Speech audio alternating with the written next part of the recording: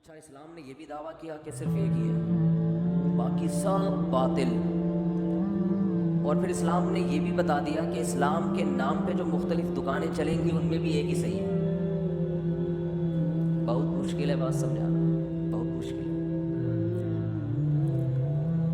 جی، کوئی مشکل نہیں ہے، لیکن پھر سمجھ میں کیوں نہیں آ رہا؟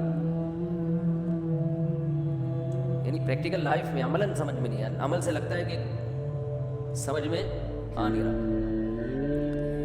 تو ایک تو اللہ نے دعویٰ کیا کہ صرف اسلام بس اور کچھ بھی نہیں، اور یہ بھی بتا دیا نہ دنیا میں کامیاب ہوگے نہ آخرت میں، کہیں بھی نہیں ملے گی کامیابی.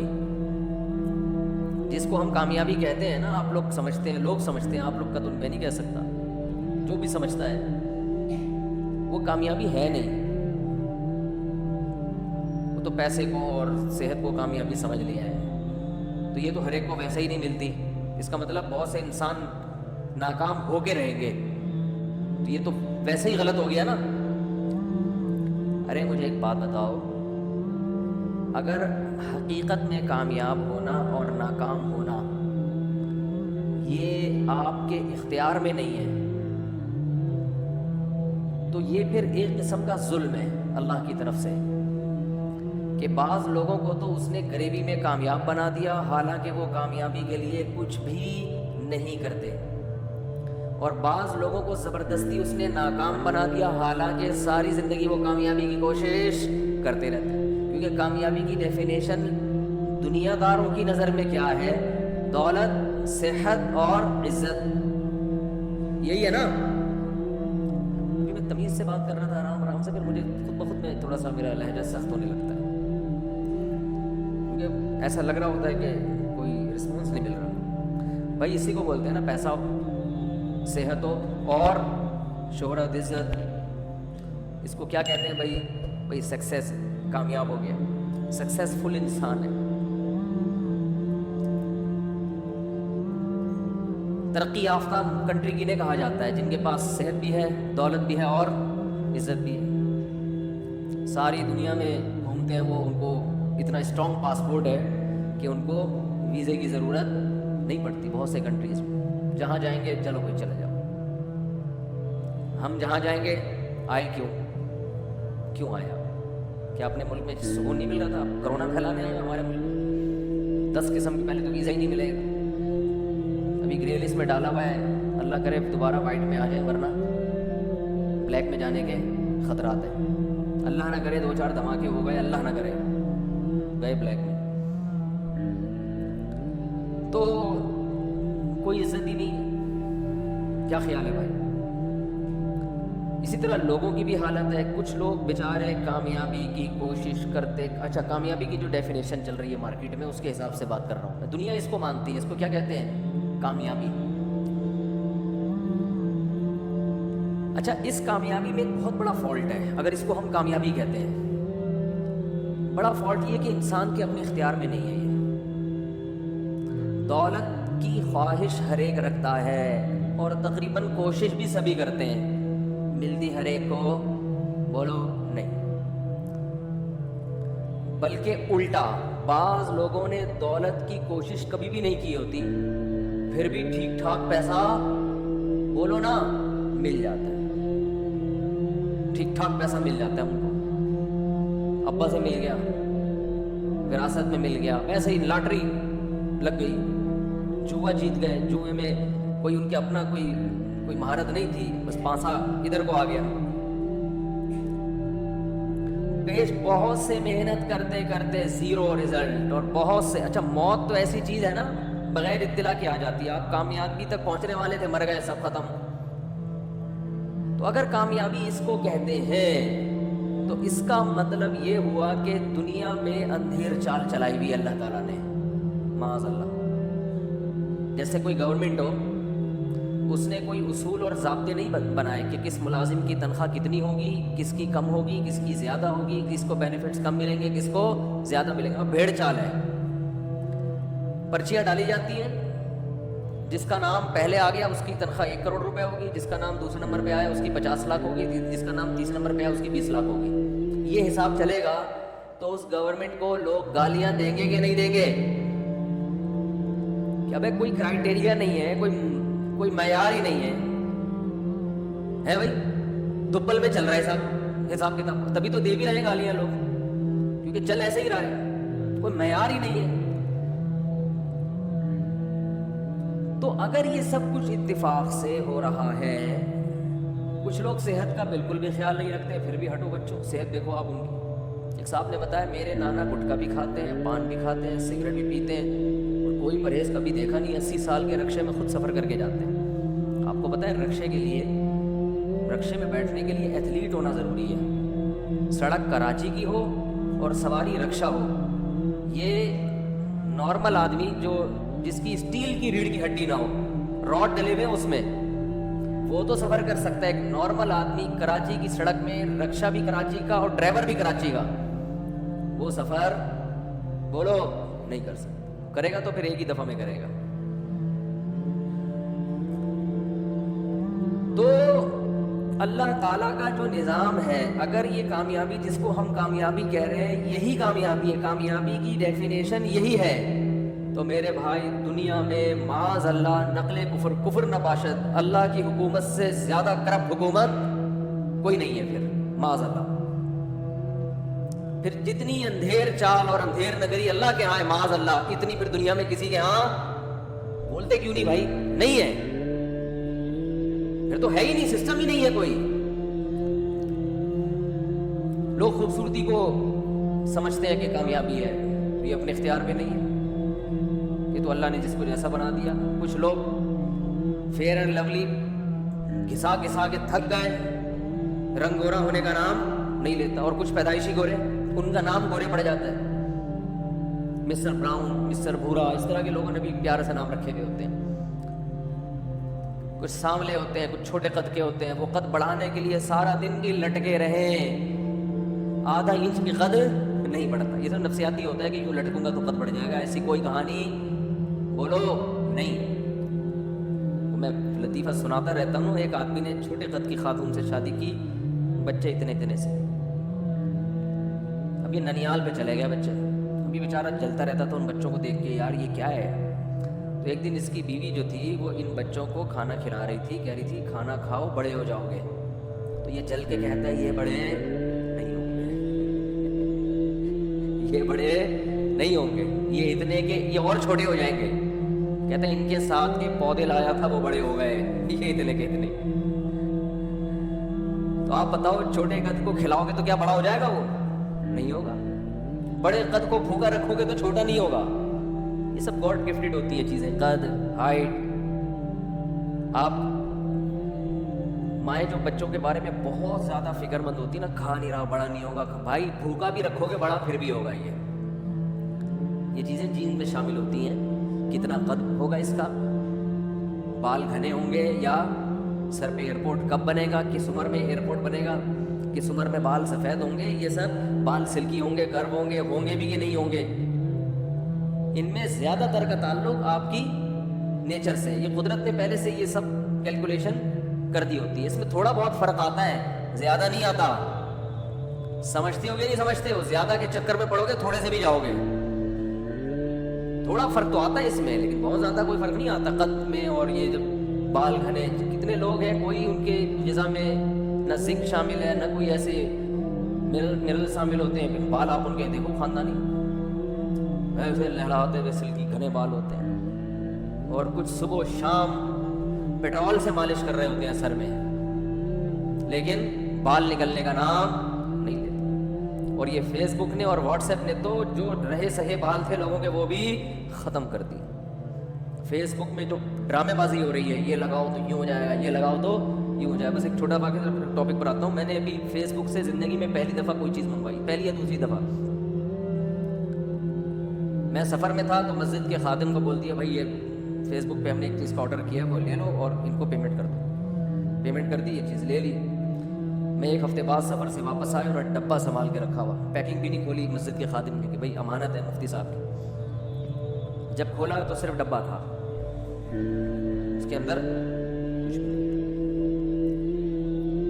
یہ صلاحیت ہے, بزنس کے لیے اللہ نے گٹس دیے ہیں, ٹھیک ہے نا, کہ مفتیوں کو بھی ٹوپی کراؤ آپ, دوبارہ فون ملا رہے ہیں تو نمبر ہی نہیں ہے. پتہ نہیں کس نے چلا دیا ایڈ. کمپنیوں کے مشہور کمپنیوں کے نام بھی یوز کر لیتے ہیں. کچھ دن پہلے میں دکان سے پانی خریدنے کے لیے گیا. میں نے کہا ملٹی نیشنل کمپنی کا پانی چاہیے, 2-3 کمپنیوں کے نام لیے. تو انہوں نے کہا یہ لے جائیں, یہ بہت ایماندار لوگ ہیں, ان کی کمپنی ہے. میں نے کہا نہیں مانوں گا, نہیں مانوں گا. قسمیں بھی اٹھا لے, قرآن پہ بھی ہاتھ رکھ کے بول دینا میں نہیں مانوں گا. یہاں بہت فراڈ ہے. پھر ٹینشن ہونا شروع ہو جاتی ہے مجھے. تو ابھی میں فراڈ کے واقعات بتاؤں. بڑے حرام خور لوگ ہیں, آپ کو بتاؤں کیا بولوں. حرام خور کا لفظ ان کم بختوں کے لیے سستا ہے, ہلکا لفظ. کوئی پتہ نہیں گٹر کے پانی کو گھر کی چھنی سے چھان کے اس میں کوئی کیمیکل ڈال کے وہ بیچ رہا ہو یہ, اور کہہ رہا ہو کہ بالکل صاف پانی ہے. کھانے پینے کی چیزوں میں بالکل لوکل کمپنیوں پہ اعتماد بولو مت کرو, اپنے آپ کو بیڑا غرق مت کرو. اونٹنی کے دودھ کے واقعات سنائی نہیں تھے میں نے آپ کو؟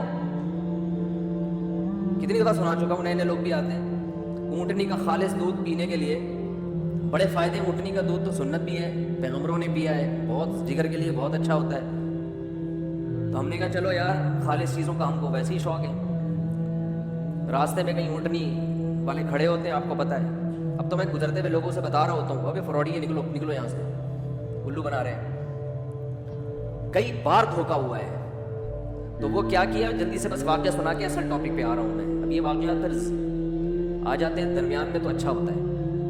تو میں نے وہ کیا کیا, میں نے کہا کہ بھائی یہ میں آپ کو زیادہ پیسے دوں گا, مجھے دودھ خالص چاہیے. انہوں نے کہا یہ بالٹی میں ابھی نکال کے رکھا ہے. میں نے کہا بالکل اعتماد بولو نا, حج کر کے آیا ہو عمرہ کر کے آیا ہو, بالکل اعتماد. یہاں پر اعتماد نہیں کیا جا سکتا. ہوتے ہیں صحیح لوگ بھی ہوتے ہیں, میں یہ نہیں کہہ رہا سارے فراڈ ہی ہیں, یہ میری نیت ہرگز نہیں ہے. لیکن ہمیں کیسے پتہ چلے گا بھائی, ہمیں کیسے پتہ چلے گا؟ یقیناً اچھے لوگ بھی ہیں, تبھی تو معاشرہ چل رہا ہے, ملک کسی بھی درجے میں چل رہا ہے. لیکن یہ اچھے کو پہچاننا بڑا کم اچھے ہیں, کم لوگ اچھے ہیں, تو پھر اس کو پہچان مشکل ہو جاتی ہے. پھر معاملات میں تو پھر سب کو ایک ہی نظر سے دیکھتا ہے نا انسان. تو میں نے کہا کہ بھائی یہ دودھ جو ہے یہ خالص دودھ ہے آپ. اس نے کہا بالکل. قسمیں اٹھانے لگے. میں نے کہا میرے سامنے نکال کے دو. انہوں نے کہا جاؤ تمہارے سامنے اتنا نکالا. میں نے کہا میں آپ کو ڈبل پیسے دے دوں گا دودھ کے, سامنے نکالو. جب ڈبل کی بات کی تو انہوں نے کہا اچھا نکال کے دیتے ہیں. وہ ایک ماسی تھی, ایک اس کا میاں ہوگا یا بھائی ہوگا, ایک اونٹ کے اس طرف دوسری اونٹ کے تھن کے دوسرے جانب. یعنی مرد ادھر کھڑا ہو گیا, عورت جو بیچاری جھگیوں والی عورتیں ہوتی ہیں وہ ایک دوسری طرف. اب دونوں ایک دوسرے کے بالکل قریب آ کر دودھ نکال رہے. میں نے کہا یہ کیا اسرائیل کے کوئی ڈاکومنٹس ہیں اس بالٹی کے اندر؟ موساد نے خفیہ رکھے ہوئے ہیں کہ بھئی یہ بالٹی کے اندر ہوں گے تاکہ کسی کو شبہ ہی نہ ہو کہ ڈاکومنٹس اس کے اندر ہیں, یا یہ کوئی اس میں کیا ہے جو اتنا خفیہ. مجھے لگا, میں نے کہا معاملہ کیا ہے خراب. تو میں چلا گیا ان کے قریب. اب عورت کی, خاتون کی وجہ سے تھوڑا آدمی شرماتا بھی ہے جاتے ہوئے, اور یہ جان کر عورت کو رکھا ہوا ہے تاکہ بندہ قریب آگے دیکھنے کی بھی کوشش نہ کرے. تو میں تھوڑا سا قریب گیا تو انہوں نے نا تھن کی ایک تھار میری طرف یوں کر کے فائر مارا اسے. دیکھو بالکل خالص دودھ. ہمیں یقین آ گیا یار اب اس سے زیادہ کیا آدمی تحقیق کرتا ہے. پھر دوبارہ بالٹی میں لگے. ٹھیک ہے جی بات. ہم لے آئے 3-4 کلو. پہلی دفعہ میں نے زندگی میں اونٹنی کا دودھ پیا تھا, یعنی یہ تجربہ تھا پہلی دفعہ. اس سے پہلے اونٹنی کا دودھ کبھی بھی ایک پرانا واقعہ ہے. ہم گھر لے کر آئے, بچوں کو بلایا, آ جاؤ بھائی لے لگاؤ سارے.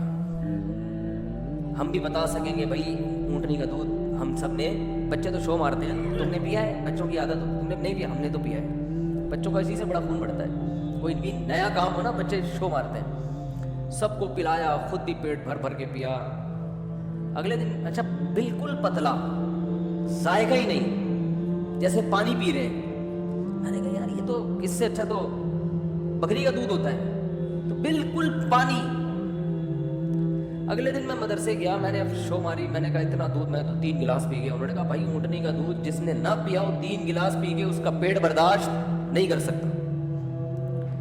میں نے کہا ویسے پتلا بھی بہت تھا. تو ہوا یہ, کہانی یہ ہوئی, انہوں نے مجھے بتایا کہ انہوں نے یہاں پر ایک تھرموس لگایا ہوا ہوتا ہے پچکاری ٹائپ کا, اس میں پانی ہوتا ہے, یہاں قمیض بغل کے اندر ادھر سے پائپ نکل رہا ہوتا ہے. جب یہ یوں کرتے ہیں نا تھن پہ یوں کرتے ہیں تو ادھر سے پچکاری بالٹی میں, آدھا دودھ اونٹنی دے رہی ہوتی ہے, آدھا یہ خود دے رہے ہوتے ہیں,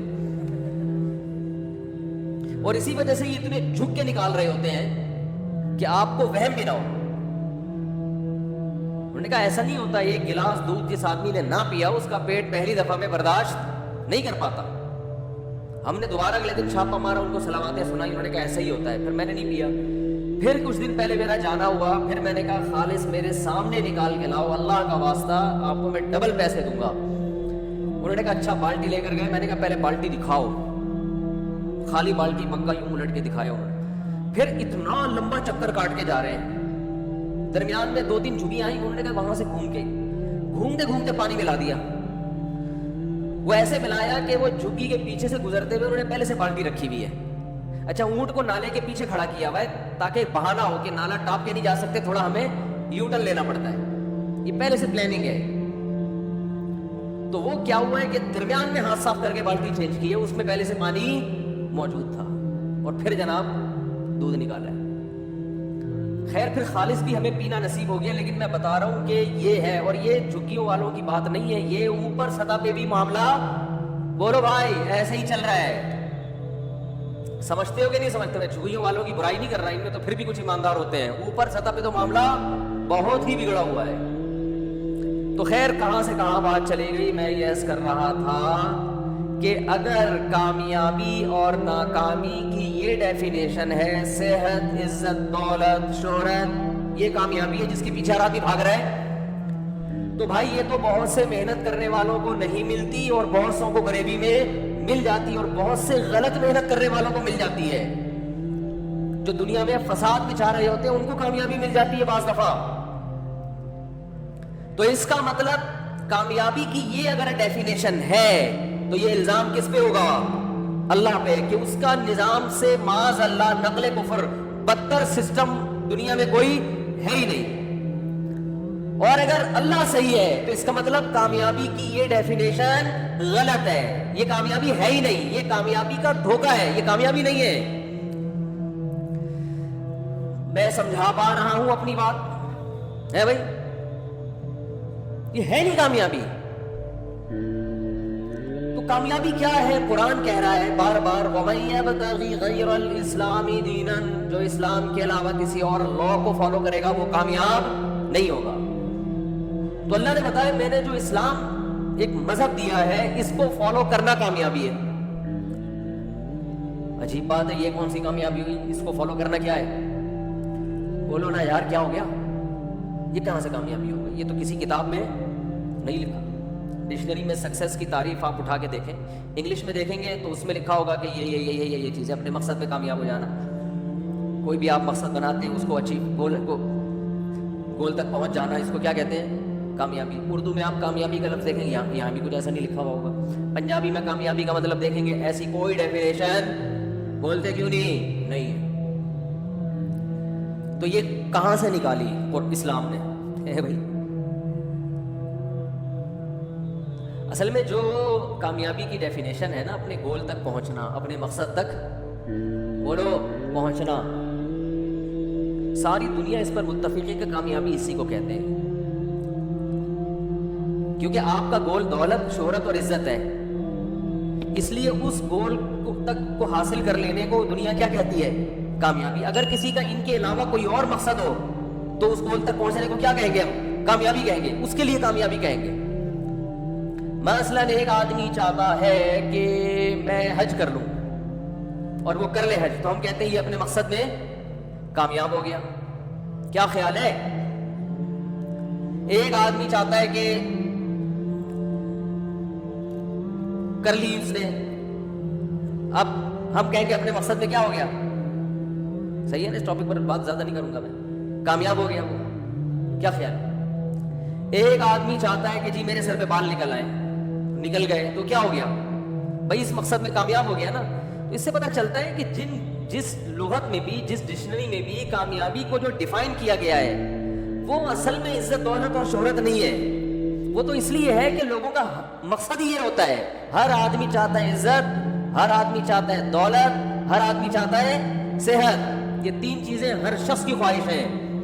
اس لیے ان کے حصول کو کامیابی کہا گیا ہے، ورنہ اصل میں کامیابی سے کہتے ہیں کہ آپ جس چیز کو ہدف بناتے ہیں اس ہدف تک پہنچ جائیں. It is called success. ماشاءاللہ وہ بچے نے صحیح بولا ہے، ایک کی سمجھ میں آ رہا ہے الحمدللہ. اب میں آپ سے ایک بات کہتا ہوں، عرض کرتا ہوں کہ آپ نے جس چیز کو اگر مقصد بنایا، یعنی کامیابی کی ڈیفینیشن میں ہمیں یہ لفظ بڑھانا پڑے گا کہ صحیح چیز کو مقصد بنا کر اس کو حاصل کر لینا، اٹ از کالڈ کامیابی. غلط چیز کو مقصد بنا کے اگر حاصل کرو گے تو لغت کے لحاظ سے تو اس کو کامیابی کہیں گے، لیکن حقیقت میں یہ کامیابی نہیں ہے. ایک آدمی نے کہا کہ آج میں 20 بوتلیں معاذ اللہ شراب کی پی لوں گا، اللہ نہ کرے، یہ ہدف بنایا، مقابلہ کیا اور پی گیا، کامیاب تو ہو گیا نا، جو دعویٰ کیا تھا ہو گیا نا کامیاب، ہو سکتا ہے انعام بھی مل جائے. ایک آدمی نے کہا میں 20 روٹیاں کھاؤں گا، وہ مشہور لطیفہ ہے نا، ایک پیٹ میں چلا گیا کہ میں 20 روٹیاں کھاؤں گا. تو بیرے نے کہا ٹھیک ہے 20 کھا لی تو کھانا فری ہے، تا حیات تیرا کھانا ہمارے ہوٹل میں فری ہے. ہوٹل مالک نے کہا، اب اس نے کھا لی، اس کو غصہ، اس نے بولا یار یہ تو زندگی بھر کے لیے ٹینشن میں پڑ گیا. تو اس نے کہا 20 نہیں، تو نے 18 کھائی ہیں. اس نے کہا دوبارہ سے کھاؤں گا، دوبارہ گنتی کرو. تو کھا تو وہ بھی 20 روٹیاں گیا تھا، تو کامیاب تو ہو گیا نا. جس چیز کو ہدف بنایا، جس چیز کو مقصد بنایا، اس میں کامیاب ہوا کہ نہیں ہوا؟ تو بھائی یہ مسئلہ یہ ہے کہ صحیح چیز کو ہدف بنانا اور اس ہدف تک پہنچ جانا، اٹ از کالڈ کامیابی. تو اگر صحت، عزت اور شہرت یہ 3 چیزیں صحیح ہیں، ان کو ہدف بنانا ٹھیک ہے، تو پھر ان تک پہنچنا واقعی کامیابی.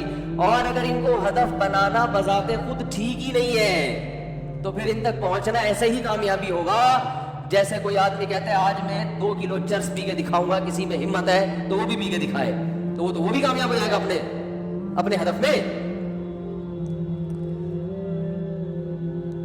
تو آپ نے جس چیز کو ہدف بنایا ہوا ہے، دیکھو آپ میچ کھیل رہے ہو، آپ کو کسی نے عقل مند نے بتایا یہ گول ہے، فٹ بال کک مار کے ان 2 بولوں کے درمیان سے گزارنی ہے، پھر جیتو گے میچ. اور کسی نے بیوقوف بنا دیا، سائڈ پہ ایک خوبصورت سا گول بنا دیا، اس میں جو 2 پلر بنائے اس نے سائڈ پہ، اور اس میں چمک پٹیاں لگا دی، وہ جب سائیکلوں پہ لگاتے ہیں نا، ٹیپ کھلاتے ہیں خوبصورت سی، اور لائٹیں وائٹیں. بولا اصل گول تمہارا کیا ہے یہ، اور آپ وہاں کک مار مار کے آپ کہہ رہے ہو کہ جو میرا ہدف تھا اس گول تک پہنچنا وہ الحمدللہ میں پہنچ رہا ہوں. تو آپ اپنے منہ میاں مٹھو بن رہے ہو، آپ اپنے آپ کو کامیاب سمجھو گے. جو تماشائی ہے نا وہ کہیں گے یہ آدمی کیا ہو گیا ہے، بولو پاگل ہو گیا، پاگلا ہو گیا ہے. جو اصل گول تھا اس کو چھوڑ کے کسی نے اس کو دوسرا گول بتا دیا کہ یہاں.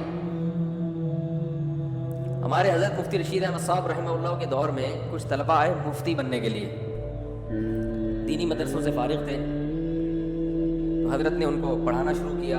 مفتی کا کورس ہوتا تھا 1 سال کا. تو حضرت نے کیا کیا، وہ عصر کے بعد فٹ بال بھی کھیلتے تھے نا لڑکے، تو فٹ بال کھیل رہے تھے. تو ایک طالب علم کو دیکھا کہ اس کا پتہ ہی نہیں چل رہا ہے کہ ادھر گھوم رہا ہے، کبھی ادھر بال لے کے جا رہا ہے، کبھی ادھر گیند لے کے جا رہا ہے، اس کو پتہ ہی نہیں چل رہا. میچ کے بعد حضرت پوچھا کہ آپ عجیب سے کچھ کنفیوز لگ رہے تھے. انہوں نے وہ کہنے لگا مجھے پتہ ہی نہیں چل رہا تھا کہ میرا گول یہ والا ہے یا بولو وہ والا، میں نے یہاں گول کرنا ہے یا وہاں کرنا ہے. تو حضرت نے فرمایا کہ آپ بہت نیک ہیں، آپ مفتی نہیں بن سکتے. نیک کا مطلب بعض دفعہ نیک اس کو بھی کہا جاتا ہے جو پرلے درجے کا بے وقوف ہوتا ہے. حضرت نے فرمایا اسی وقت ان کو کیا کیا ہے، فارغ کیا. اب وہ کہہ رہے ہیں میرا جرم کیا ہے. میں آپ کا جرم یہ ہے کہ آپ کو یہ نہیں پتا کہ کک وہاں کو مارنی ہے یا تو یہ مفتی بننے کے بعد لوگوں کو کیا گائیڈ کریں، اتنی تو کھوپڑی ہونی چاہیے نا. حالانکہ ویسے بڑے پڑھے لکھے تھے، وہ صلاحیت بہت تھی ان میں. ہم نے بہت سے پڑھے لکھے دیکھے اوپر سے فارغ ہوتے ہیں. پڑھنا ایک الگ چیز ہے، کھوپڑی بولو وہ رٹا لگا لگا کے پتہ نہیں کون لوگ کیا کیا بن جاتے ہیں. تو ہمیں پہلے تو یہ طے کرنا پڑے گا کہ جس چیز کو ہم نے گول بنایا ہے وہ کیا اس قابل بھی ہے کہ اس کو گول بنایا جائے، اس کو ہدف بنایا جائے، اس کو ویژن بنایا جائے. قرآن آپ کو بتاتا ہے، سب سے بڑا دعویٰ قرآن کا، ایسا زبردست دعویٰ کیا ہے نا. یہ جو دوسرے مذاہب ہیں نا جو کہتے ہیں کہ نہیں اسلام سب صحیح ہے، مسلمان بھی ٹھیک ہیں، عیسائی بھی ٹھیک ہیں، یہودی بھی ٹھیک ہیں، ہندو بھی ٹھیک ہے, سکھ بھی ٹھیک ہے, جو جس مذہب کو فالو کر رہا ہے کیا کر رہا ہے, بولو صحیح ہے. ایک سکھ خاتون کا فون آیا, اس کی بہن مسلمان ہو گئی تھی یو کے میں, تو انہوں نے 4-5 سال پرانی بات ہے, انہوں نے مجھے بتایا کہ میری سسٹر مسلمان ہو گئی ہیں, سکھ مذہب سے اسلام قبول کر لیا انہوں نے, اور جو ہے تو میں نے کہا آپ لوگوں کو کوئی اعتراض تو نہیں ہوا؟ کچھ مسئلہ پوچھ رہی تھی, سکھ خاتون تھی لیکن مسئلہ مجھ سے پوچھ رہی تھی. تو کہنے لگی کہ میں بھی اسلام کو کافی چیزوں میں فالو کرتی ہوں اور اسلام بہت اچھا مذہب ہے, اگرچہ میں مسلم نہیں ہوں لیکن مجھے اسلام اچھا لگتا ہے, اور مجھے اپنی بہن کے مسلمان ہونے پر کوئی اعتراض, بولو بھائی, نہیں. میں نے ان سے کہا, میں نے کہا دیکھیں اسلام کا اچھا لگنا کامیاب ہونے کے لیے کافی, بولو نہیں. اس بات پہ آخرت میں بخشش نہیں ہوگی کہ آپ کو اسلام, اب ان باتوں سے نا غیر مسلم کہتے ہیں مسلمان بڑے متشدد ہوتے ہیں. ہم ان کے مذہب کی تعریف کر رہے ہیں پھر بھی یہ ہمیں جنت میں لے جانے کے لائق نہیں سمجھتے. ہم تو کہہ رہے ہیں کہ اتنے اچھے مذہب ہیں, اتنی اچھی تعلیمات ہیں. او بھائی بات یہ ہے کہ یہ اسلام مولانا یا مولوی کا مذہب نہیں ہے, یہ کس کا دین ہے؟ یہ تو اللہ کا دین ہے. اللہ نے دو ٹوک الفاظ میں بیان کر دیا ہے کہ اسلام کو اچھا سمجھنا کافی نہیں ہے, تمہیں اسلام میں مکمل داخل ہونا پڑے گا. جب اچھا ہے تو مانتے کیوں نہیں ہو, قبول کیوں نہیں کرتے ہو؟ وَمَن يَبْتَغِ غَيْرَ الْإِسْلَامِ دِينًا فَلَن يُقْبَلَ مِنْهُ. اللہ فرماتے ہیں اسلام کے علاوہ کسی اور مذہب کو اگر اختیار کرو گے تو بے شک اسلام کی تعریفیں کرتے رہو, اللہ فرماتے ہیں قبول نہیں ہوگا, آخرت میں خسارے والوں میں سے ہوگے. عملاً اسلام کو قبول کرنا پڑے گا, داخل ہونا پڑے گا اسلام میں. تو اتنا سخت اسلام نے موقف کیوں رکھا ہے؟ اصل میں سوال, میرے بیان میں سوال لمبا ہوتا ہے, جواب بعض دفعہ یہ نوٹ کیا ہوگا تھوڑا ہوتا ہے, اس لیے کہ سوال سمجھانا یہ مشکل کام ہوتا ہے, اور سمجھانا تو اتنا مشکل نہیں, اس کو کھوپڑی میں بٹھا دینا یہ تھوڑا زیادہ مشکل کام ہوتا ہے. کہ بھئی کیوں اسلام نے بالکل بھی لچک نہیں رکھی. ہاں دنیا میں اسلام نے یہ لچک رکھی ہے کہ کسی کو زبردستی مسلمان نہیں کیا جاتا. اسلام ساری آخرت کی دھمکیاں دے رہا ہے, دنیا کی نہیں دے رہا. کہ جو اسلام قبول نہیں کرے گا, ایسا نہیں ہے قرآن میں کہ جو اسلام قبول نہیں کرے گا اس کی گردن اڑا دیں گے ہم, ایسا نہیں ہے. جو اسلام قبول نہیں کرے گا اس سے مسلمان تجارت بند کر دیں گے, ایسا بھی بولو کچھ نہیں ہے. جو اسلام قبول نہیں کرتا اس سے اچھا سلوک کرنے کی تمہیں اجازت نہیں ہے, ایسا بھی قرآن میں کہیں نہیں ہے. نبی صلی اللہ علیہ وسلم نے یہودیوں کو ہدیے بھیجے ہیں, اور جو یہودی رشتہ دار تھے آپ صلی اللہ علیہ وسلم کی زوجہ سے, ان کو آپ نے ان سے صلہ رحمی کا حکم دیا کہ بھئی یہودی ہیں مگر رشتہ دار ہے, بلڈ ریلیشن ہے. قرآن نے کہا والدین اگر کافر ہوں, پکے مشرک ہوں, تمہیں زبردستی شرک پر مجبور کرتے ہوں, پھر بھی دنیا میں تم نے ان سے اچھا سلوک کرنا ہے. غیر مسلم بھی ہوں, چونکہ والدین ہیں, پیرنٹس ہیں, احسان ہے, سلوک اچھا کرنا ہے ان سے. بات آ رہی ہے سمجھ میں کہ نہیں آ رہی ہے؟ لیکن آخرت کے بارے میں قرآن نے صاف کہہ دیا کہ آخرت میں ان کا کوئی حصہ نہیں ہے. یہاں تک بتا دیا اعمالهم کرماد اشتدت به الريح في يوم عاصف, فرمایا ان کے اچھے اعمال کی مثال راکھ کے اس ڈھیر کی طرح ہے. ہوا کا ایک جھونکا پورے ڈھیر کو سیکنڈوں میں اڑا کے ختم کر دیتا ہے. جب ہم کاغذ یا لکڑی جلاتے ہیں, جلا جلا کے وہ کیا بن جاتی ہے؟ راکھ. بہت ہلکی ہوتی ہے, پھونک مارو اڑ جائے گی. اب کہیں راکھ کا ڈھیر لگا ہوا ہے, دیکھنے میں تو بہت بڑا ہے لیکن پھونک مارنے کی دیر ہے. تو اللہ فرماتے ہیں جو اسلام کو فالو, اس کو مائک کو کیا ہو گیا دوبارہ, جو اسلام کو فالو نہیں کرتے ان کے عمل دیکھنے میں بہت اچھے ہیں. تبھی تو لوگ پتہ ہے کیوں کہتے ہیں, لوگ کہتے ہیں اتنے اچھے اعمال تو کر رہے ہیں, اتنے ٹرسٹ بنا دیے انہوں نے, اتنی تھینک یو. ایکچولی اس طرح کی باتیں ہوتی ہیں نا, ہمارے یہاں بات گالی سے شروع ہوگی, درمیان میں پیار سے گالی, آخرت میں پھر غصے میں گالی. جو ماحول چل رہا ہے ادھر تھینک یو سے بات شروع ہو رہی ہے اور تھینک یو پہ ختم. ہمارے یہاں اونٹنی کا دودھ سر پہ کھڑے ہو کے بھی آپ کو خالص نہیں مل رہا. مجھے تو اونٹنی پہ شبہ ہو گیا تھا کہ یہ زیبرا تو نہیں ہے کہیں, اس کو کلر کر کے اونٹنی بنایا وہ. اتنے کرپشن ہے بھائی.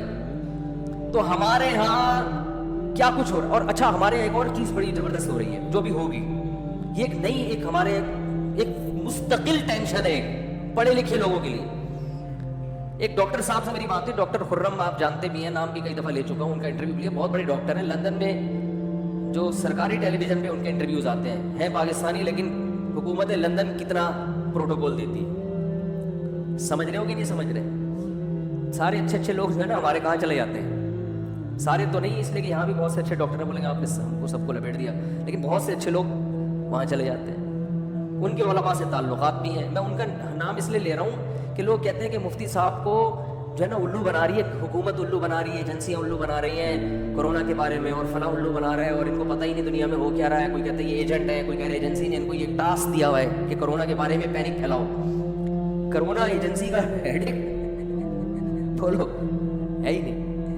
تو ان ڈاکٹر صاحب سے میری بات ہو رہی تھی پرسوں، انہوں نے کہا کہ یہ الحمدللہ اس کی ویکسینیشن جو ہے نا، ویکسین ایجاد ہو گئی ہے جس کے 90% یعنی صحیح رزلٹ ہے. وہ ریسرچ سینٹر میں ہوتے ہیں، وہ فیس بک پہ نہیں کہ فیس بک سے وہ ریسرچ کرتے ہوں کہ گوگل پہ کرونا لکھ کے ٹک مارو. ایسے ہمارے یہاں ریسرچ یہ ہو رہی ہے، گوگل پہ کرونا لکھو رائٹ یا رانگ، پھر دیکھو کتنے رائٹ کے آتے ہیں، کتنے یہ کرونا ہے کہ نہیں ہے. بعض لوگ بی بی سی پہ بالکل اعتماد کرتے ہیں، حالانکہ بی بی سی بھی ایک جو ہے نا خبر کی ایجنسی ہے. اس کا کام ہے، دیکھو اخباروں میں خبریں آتی ہیں نا کہ ذرائع سے پتہ چلا ہے، ذرائع، اب وہ سارا ذرائع پہ رکھ دیتے ہیں. ذرائع سچ بول رہا ہے جھوٹ بول رہا ہے اس کے ہیڈنگ ہمیں تو کسی نے بتایا. تو اس طرح بی بی سی نیوز کا بھی بعض دفعہ یہ کام ہوتا ہے، بھائی ایک ڈاکٹر نے یہ بیان دیا ہے، بی بی سی اس کا ہیڈنگ نہیں لیتا کہ یہ صحیح بیان ہے یہ کیا ہے غلط. تو کہتے ہیں بی بی سی میں ہم نے خبر پڑھی ہے، امت اخبار میں پڑھا ہے. ہمارے ہاں اگر بہترین ریسرچ سینٹر کوئی ہے جس کی ریسرچ پہ لوگ اعتماد کرتے ہیں، امت اخبار میں آیا ہے. واہ واہ کیا شاندار ریسرچ ہے. امت اخبار میں نے خود پڑھا ہے کہ doctor A B C D نے یہ الفاظ کہے ہیں. اے بی سی ڈی لکھا ہوا ہوتا ہے نا، اگر ستار کہتے تو پھر کہ دیسی ڈاکٹر ہے، ستار بھائی نے کہا ہے. ڈاکٹر اے ایم ڈبلیو ان کی رپورٹ ہے. تو امت اخبار بھی بھائی وہ کبھی وہاں سے خبر لے رہا ہے، کبھی وہاں سے خبر لے رہا ہے، کبھی کسی نے کہہ دیا اس نے کہا چلو چلا دو. اخبار کو تو یہ جتنے بھی اخبار ہیں ان کو تو جگہ بھرنی ہے.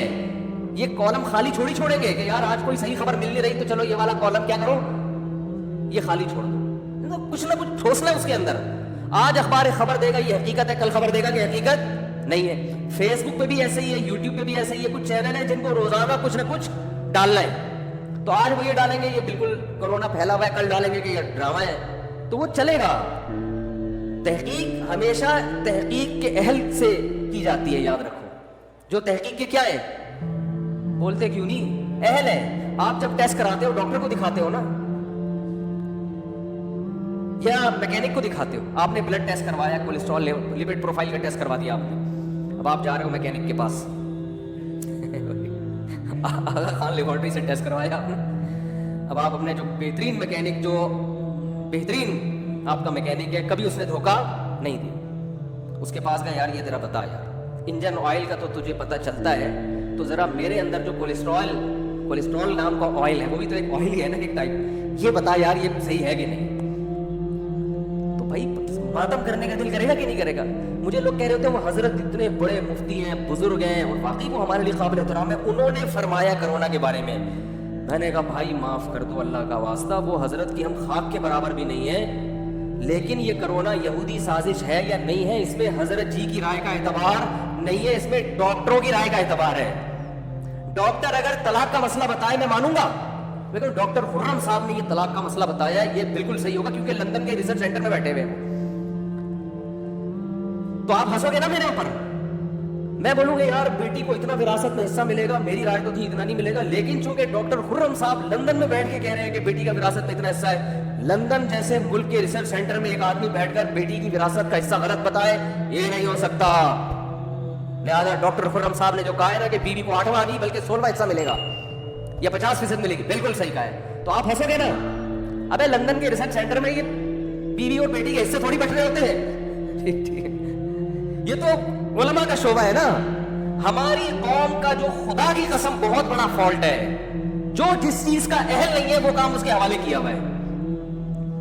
تو میں بتا رہا تھا کہ وہ یہ انہوں نے ارشاد فرمایا ڈاکٹر خرم صاحب نے، اور ایک نہیں میں تو اور بہت سارے ڈاکٹروں سے تصدیق کرواتا ہوں. انہوں نے ارشاد فرمایا کہ اس کی ویکسین کیا ہو گئی ہے، بن گئی ہے. 90% 100% رزلٹ نہیں ہے، 90% ہے، جو ابھی اس کو پھیلنے میں ٹائم لگے گا، اتنی جلدی ختم نہیں ہو جائے گا کہ جو آ رہا ہے چل بھائی لگایا اب یہ کرونا لیس ہو گیا. ہاں بھائی ادھر ایسے نہیں اسپیڈ کی, یہ آپ کہیں سمجھیں گے اب تو بالکل SOPs پر عمل کرنے کی بالکل بھی ضرورت نہیں, اب تو ویکسین آ گئی. لیکن انہوں نے کہا کہ جو میں کہنے والا تھا, لیکن یہ بات انہوں نے پہلے کہہ دی. انہوں نے کہا پاکستان میں بہت تیزی سے پھیل رہا ہے ابھی اور پہلے سے زیادہ خطرناک کنڈیشن میں آیا ہے.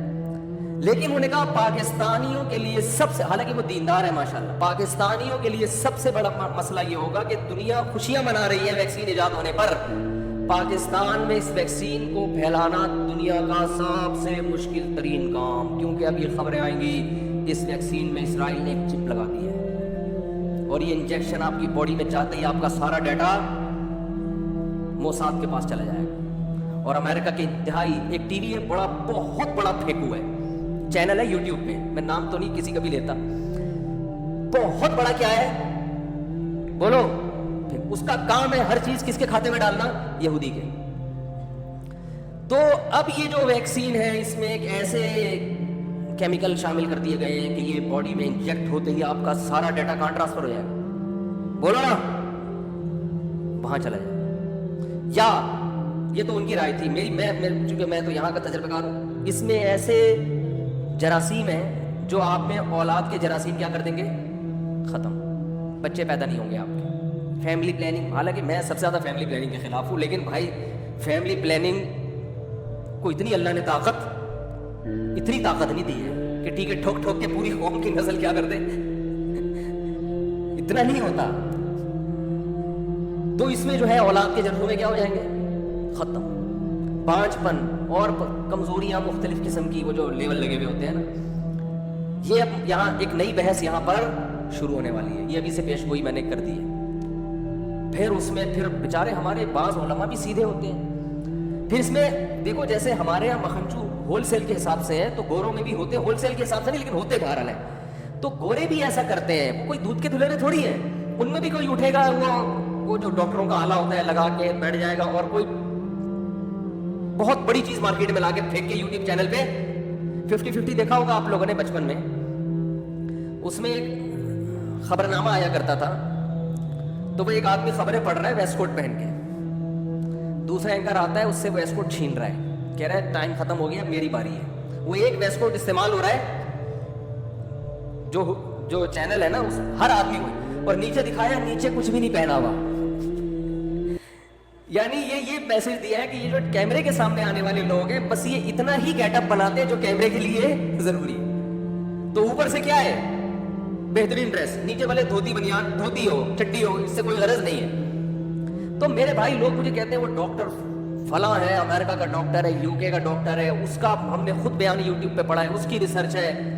تو آپ کو کیا پتا وہ نیچے سے دھوتی نہ پہنی ہوئی اس نے, اس کی ڈریسنگ دیکھ رہے ہیں لوگ, اس کے کمرے کو دیکھ رہے ہیں, اس کے روم کو دیکھ رہے ہیں, اس کی ڈریسنگ دیکھ رہے ہیں, یار زبردست ماشاءاللہ. تو اور انگلش بول رہا ہے, انگلش میں آپ جو مرضی جھوٹ بول دو, لوگ کہتے ہیں یار انگلش میں جھوٹ بول ہی نہیں سکتا. یہ دنیا کی کون سی کتاب میں لکھا ہے کہ انگلش میں جھوٹ, لائی کا لفظ انگلش میں ہے یا نہیں ہے؟ ہم نے تو بچپن میں یاد کی تھی رزم ٹوئنکل ٹوئنکل لٹل اسٹار, وہ کیا ہے ٹیلنگ لائن, وہ کیا ہے ٹیلنگ لائن او ماما, وہ تھی نا اوپن یور ماؤتھ. ہاں ہاں یہ انگلش کی شاعری ہے, بس دیکھ لو. انگلش بہت اچھی زبان ہے میرے بھائی, مگر اردو ادب جیسا انگلش میں نہیں ہے. اردو میں ادب ہے خاندانی, اردو بھی سیکھ لو اللہ کے بندو, اردو ادب آئے گا, اردو کی شاعری ہے. انگلش کی شاعری ہم نے بچپن میں پڑھی ہے, انگلش اردو میں آپ کہہ سکتے ہو تو بچپن کی شاعری تھی. تو یار بچپن کی ہم نے علامہ اقبال کو بھی پڑھا ہے, لب پہ آتی ہے دعا بن کے تمنا میری, کتنا پیارا شعر ہے. زندگی شمع کی صورت ہو خدایا میری, کتنا پیارا کلام ہے اقبال کا. اور انگلش میں کیا ہے twinkle twinkle little star how I wonder what you are, وہ کیا ہے یار, وہ telling line oh mama open your mouth, ہاں ہاں ہاں. اس سے پہلے کون سا شعر ہے, بیبی بیبی یس ماما ایٹنگ شوگر نو ماما. تو ٹیلنگ لائی میں یہ اصل میں یہاں سے استدلال کر رہا تھا. وہ بچی سے کہہ رہی ہے ٹیلنگ لائی, جھوٹ بول رہی ہو, تو وہ انگلش میں جھوٹ بول رہی تھی نا. اس سے ہمیں ایک مسئلہ اخذ ہوتا ہے کہ جھوٹ بولنا انگلش میں بھی ممکن ہے. لوگ انگلش سے انسپائر ہو رہے ہیں, اور انگلش میں ڈاکٹر کی تقریر آئی ہے کہ کچھ بھی نہیں ہے. وہ بھائی وہ پہلے تو ادھر ڈاکٹر بھی ہے یا نہیں ہے یہ, پھر یہ ڈاکٹر دنیا میں اکیلا پیدا ہوا ہے, باقی سارے گھاس کھا رہے ہیں کیا؟ اتنے سارے ڈاکٹر ایک طرف ہیں, ان کو نہیں پتا چل رہا ہے, اس کو کہاں سے پتا چل گیا؟ تو یہ چورن بکتے ہیں ہمارے ملک میں سب سے زیادہ. سب سے پہلے اس میں پاکستان میں یہ چورن بکتا ہے, دوسرے نمبر پہ انڈیا میں. اور تیسرے نمبر پہ بنگلہ دیش. یہ 3 کنٹری کا آپس میں پرانا رشتہ ہے نا, صدیوں ایک ساتھ رہے ہیں. تو یہ تینوں چورن یہاں پر ہول سیل کے حساب سے بکتے ہیں یہاں پہ. پتہ نہیں کہاں سے کہاں چلا گیا میں. تو وہ ابھی یہ ہوگا انشاءاللہ, یہ تو ہوگا کہ اس میں چپ آئی ہوئی ہے, اس میں انجیکشن ہے. اور یہ مجھے لوگ بھیجتے ہیں ڈاکومنٹس انگلش میں پڑھے پڑھے کہ یار آپ پڑھے مفتی صاحب, یہ اسرائیل نے بہت بڑی سازش کی ہے. میں کہتا ہوں یار یہ ڈاکٹر ہمارے محلے کے کسی ڈاکٹر کو سمجھ میں آ جائے نا, میں مان لوں گا. جو میری فیلڈ نہیں ہے, میں اس پہ تحقیق کا اہل نہیں ہوں. سمجھ میں آ رہی ہے؟ تحقیق اور ڈاکومنٹ پڑھنا بھی اس فیلڈ کا, اور یہ قرآن سے ثابت ہے, اس میں مذہب نے ہمیں رہنمائی کی ہے. دیکھو یہود و نصارہ جو تباہ ہو گئے نا, اس کی وجہ یہ تھی کہ انہوں نے مذہب کی اصل روح کو چھوڑ کر پادریوں کو ہر چیز میں ٹانگ اڑانے کی اجازت دی انہوں نے. اس کی وجہ کیا ہوئی؟ عوام میں اور مذہبی رہنماؤں میں بغاوت. انہوں نے کہا یہ مذہب چل نہیں سکتا, ریاست میں نہیں چل سکتا. اتنی بغاوت ہوئی ہے کہ ریاست اور مذہب کو انہوں نے کیا کر دیا, ہمیشہ کے لیے الگ کر دیا کہ بھئی یہ چل نہیں سکتا.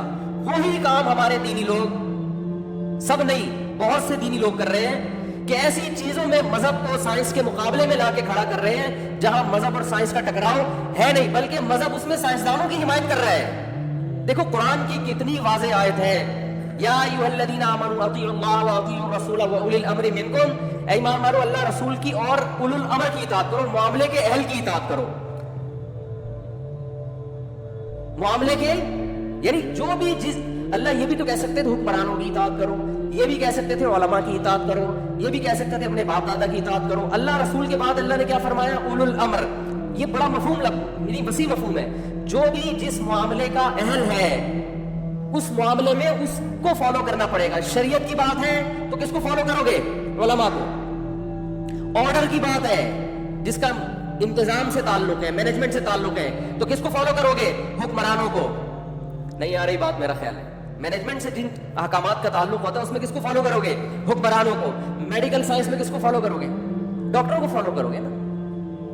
تو یہ تو قرآن کا حکم ہے. خیر, اور اس میں نبی صلی اللہ علیہ وسلم نے غیر مسلموں کو بھی فالو کیا, حدیث سے پتہ چلتا ہے. حدیث میں آتا ہے, صحیح حدیث ہے, آپ صلی اللہ علیہ وسلم نے فرمایا صحابہ کرام کو شروع میں نبی صلی اللہ علیہ وسلم نے منع فرمایا تھا کہ ایک بچے کی ولادت کے بعد فوراً دوسرا بچہ نہیں ہونا چاہیے, اس سے پہلے بچے کو پورا دودھ نہیں ملتا, اور دوسرے بچے کی صحت کیا ہو جاتی ہے, پہلے بچے کی صحت کیا ہو جاتی ہے؟ خراب. یہ نبی نے شروع میں حکم دیا تھا. لیکن پھر آپ نے فرمایا کہ اہل فارس جو آگ پرست تھے, غیر مسلم تھے, فرمایا کہ وہ تو یہ وقفہ نہیں کرتے لیکن پھر بھی ان کے بچے کیا ہوتے ہیں؟ صحت مند, لہذا تمہیں بھی یہ وقفہ کرنے کی ضرورت نہیں ہے. تو آپ میڈیکل سائنس میں جو طب کا مسئلہ ہے اس میں آپ صلی اللہ علیہ وسلم دلیل غیر مسلم کے عمل کو دے رہے کہ وہ دنیا میں ہم سے آگے ہیں, وہ تو بڑا خیال کرتے ہیں ان چیزوں کا. ان کے بچوں کو کچھ نہیں ہوتا تو ہمارے بچوں کو بھی کچھ نہیں ہوگا.